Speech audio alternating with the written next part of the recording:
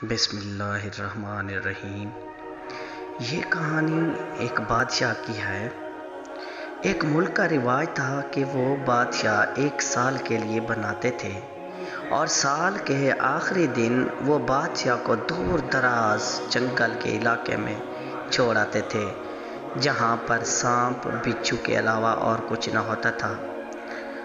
اور اگر وہاں پر وہ بادشاہ ان سانپ بچھو سے بچ جاتا تو جنگلات زیادہ تھے اور جنگلات سے وہ باہر نہ نکل سکتا تھا، مر جاتا تھا۔ اور رواج یہ تھا کہ نئے سال کی صبح جو پہلا بندہ ان کے ملک میں داخل ہوتا وہ انہیں بادشاہ بناتے۔ ایک دفعہ نوجوان اسی ملک میں داخل ہوا تو انہوں نے مبارکبادی کہ آپ بادشاہ بن گئے۔ پوچھنے پر پتہ چلا کہ ان کا اصول یہی ہے کہ بادشاہ 1 سال کے بعد وہ دور دراز جنگل میں چھوڑ آتے ہیں جہاں پر سانپ بچھو ہوتے ہیں۔ پہلے تو وہ پریشان ہوا، بعد میں بادشاہ نے سوچا کہ اس کو تبدیل کیا جائے تو بادشاہ نے حکم دیا کہ جنگل میں ایک باغ باغیچے اور عالی شان کوٹھی تعمیر کرائی جائے جہاں پر ہر سہولت ہو۔ اور سال کے آخری دن جب اسی بادشاہ کو جنگل میں چھوڑنے کے لیے گئے تو اس بادشاہ نے کہا کہ اب میرا ٹائم مکمل ہو گیا، آپ مجھے چھوڑ دیں۔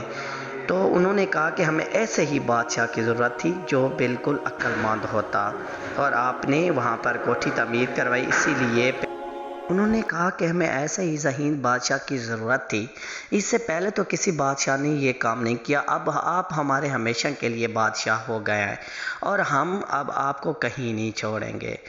تو انسان بھی آج کل اسی صورتحال میں لگا ہوا ہے۔ جو انسان کی تھوڑی سی زندگی ہے، انسان اس کے بارے میں سوچنے کی بجائے اپنی آنے والی زندگی کے انسان کو بھی چاہیے کہ انسان اپنے آنے والی زندگی کے بارے میں سوچے اور اس تھوڑی سی زندگی کو نہ دیکھے، بلکہ آخرت کے بارے میں سوچ کر اسی بادشاہ کی طرح اپنے لیے گھر محل